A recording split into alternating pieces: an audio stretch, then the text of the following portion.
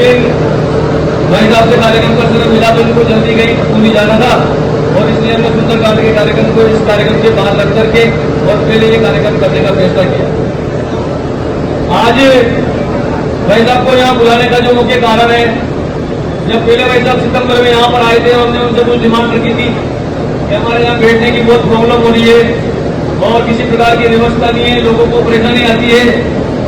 उन्होंने उसी समय के अधिकारी को निर्देश दिए थे और उसके कारण पीछे अम्बेडकर जी की मूर्ति से लगा करके और ये जो आप देख रहे हो इस आखिरी कॉलेज तक ये पूरा टीन शेड फ्लोरिंग का काम लगभग 40-50 लाख रुपए की लागत से नगर निवास न्यास कोटा के द्वारा करवाया गया है। और इससे वकीलों को जो बैठते थे यहाँ पर इस स्थान पर कम से कम एक वकीलों के लिए चैम्बर की व्यवस्था नहीं है, पक्की व्यवस्था नहीं है, लेकिन भाई साहब के सहयोग से कम एक बैठने के लिए सम्मानजनक तरीके का टीन शेड ऊंचा जिसमें वेंटिलेशन की पर्याप्त व्यवस्था है, पंखे कूलर लग जाएंगे और बैठने की प्रकाश की पर्याप्त व्यवस्था रहेगी, ऐसी व्यवस्था हो पाई है। दूसरा मेरा एक निवेदन और था भाई साहब से कि अभी काम चल रहा है और यहाँ पर जो ठेकेदार काम कर रहा है उसी ठेकेदार को अगर थोड़ा सा एक्सटेंशन नगर निवास से दिलवा देंगे तो ये अब इस इमारत में केवल 1% बच गया इस गाँव के पीछे वाला, इसका भी टीन शेड और फ्लोरिंग का काम हो जाए तो वकील कम से कम यहाँ पर जितने दिन कोर्ट यहाँ पे रहेगी उतने दिन सम्मान के साथ बैठ सकते हैं। और मुझे लगता है कि भाई साहब के लिए ये कोई बहुत बड़ा काम नहीं है, केवल एक जरा सा कहने की देर है तो उसी ठेकेदार को ताकि नई व्यवस्था होगी, नया ठेकेदार आएगा, नए टेंडर लगेंगे तो उसमें काफी समय लगेगा। इसी ठेकेदार के वर्क ऑर्डर में थोड़ा एक्सटेंशन हो जाएगा तो ये काम भी यहाँ पर हो जाएगा ताकि फिर इस अदालत परिसर में टीन शेड वगैरह की फ्लोरिंग वगैरह का कोई काम बाकी नहीं रहेगा। साल 2 साल 3 साल 4 साल जितने भी साल लगेंगे कम से कम यहाँ बैठने वाले अधिवक्ता गण उनके लिए पर्याप्त व्यवस्था हो सकेगी और पर्याप्त सुविधा के साथ यहाँ पर बैठ पाएंगे। दूसरा जो मेरा निवेदन था कि जो हमने नए परिसर के लिए जो जगह आवंटित हुई थी उस जगह के संबंध में भाई साहब ने सेना की आपत्ति का निराकरण करने का आश्वासन दिया था और उस संबंध में इन्होंने काफी प्रयास किया है और प्रयास करने के बाद लगभग 95% काम उस सेना की आपत्ति का निराकरण हो गया है। और मैंने खुद ने उस मीटिंग पर हस्ताक्षर किए जिसमें सेना वालों ने इस बात को मान लिया है कि यहाँ पर अदालत परिसर के लिए जगह आवंटित हो गई है और यहाँ पर काम शुरू होगा। माननीय उच्च न्यायालय भी उस बात के सहमत हो गया है। सेना ने जिस प्रकार की आपत्तियां प्रकट की थी उन सब आपत्तियों को मानते हुए स्वीकृति हमने जारी कर दी है और माननीय उच्च न्यायालय भी उन सब शब्दों पर सहमत है। अब केवल मात्र सेना के संबंध में मेरा भाई साहब से थोड़ा सा निवेदन है कि जो काम सेना दूसरे देश के लोगों के साथ करना चाहिए वो कम से कम थोड़ा सा अपने देश के लोगों के लिए ध्यान रखे। जिस रास्ते पर अभी भी लोग आ रहे हैं आकाशवाणी वाले रास्ते पर, उसी रास्ते वो रास्ता परमानेंट चालू है, लेकिन सेना वालों की आपत्ति यही है कि हम इस रास्ते से आपको जाने नहीं देंगे। तो वो रास्ता तो अभी भी चल रहा है, पहले भी चल रहा था, परसों से चालू है। तो कम से कम ऐसी छोटी मोटी जो एक जरा सी 5-10 मिनट की बातचीत करने के बाद उसका निराकरण हो सकता है। मेरे भाई साहब से निवेदन है कि शीघ्र से शीघ्र 1 मिनट पे साइन होकर के सेना के अधिकारी के आने हैं। अगर वो होकर के आ जाएगा तो मुझे लगता है दीपावली का मिलन का जो हमारे कार्यक्रम होगा उस समय उस नई जगह की स्थान का शिलान्यास हो पाएगा। और मैं आशा करता हूँ कि भाई साहब को उस दीपावली मिलन के कार्यक्रम में जब आमंत्रित करेंगे तो उस समय हम नई जगह के ऊपर ही भव्य कार्यक्रम करेंगे और वहीं पर दीपावली मिलन का कार्यक्रम होगा, ऐसी मुझे भाई साहब पूरी उम्मीद है।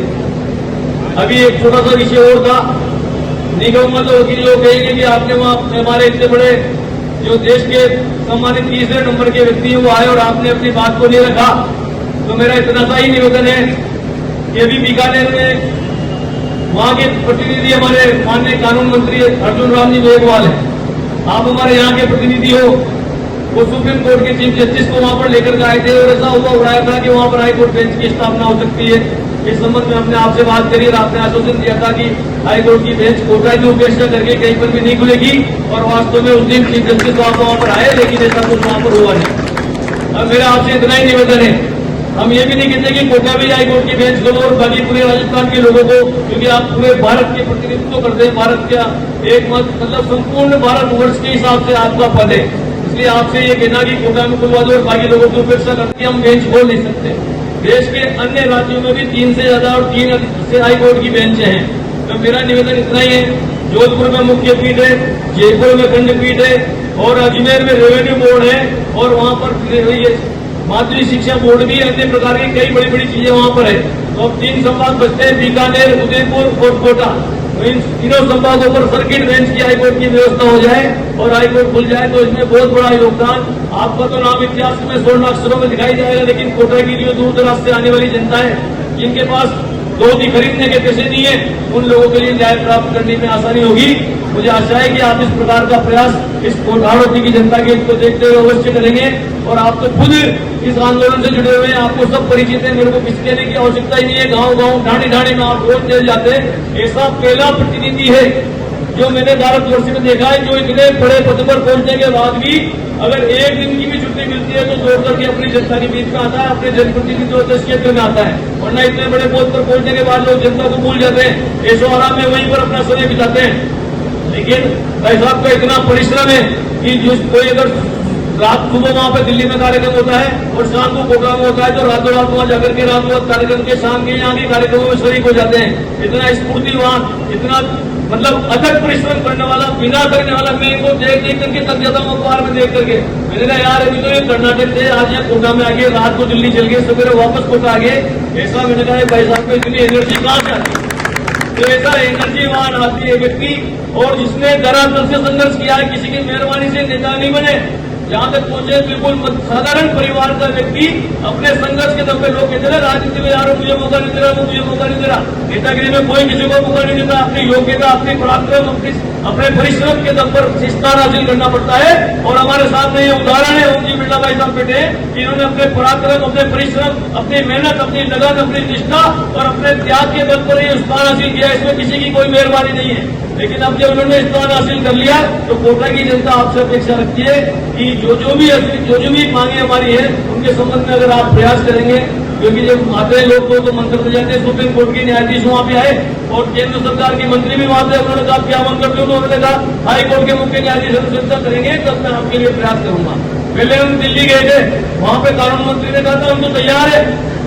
कांग्रेस सरकार के टाइम की बात बता रहा हूँ, उस समय केंद्र के कानून मंत्री से मिले थे, उन्होंने कहा हाईकोर्ट बेंच खोलने के लिए तैयार है अगर राजस्थान की सरकार इंफ्रास्ट्रक्चर उपलब्ध करवा दे। अब जब कानून केंद्र की सरकार भी वही बीकानेर में थी और सुप्रीम कोर्ट भी वही था, तो उन्होंने कहा किसका नाम लिया? तो उन्होंने कहा हाईकोर्ट के मुख्य न्यायाधीश अनुशंसा करेंगे तो मैं प्रयास करूंगा। मेरा भाई साहब से निवेदन है कि ये जो नेताओं की और सरकारों की जो घुमावदार बातचीत होती है उससे गरीब जनता पार नहीं पा सकती।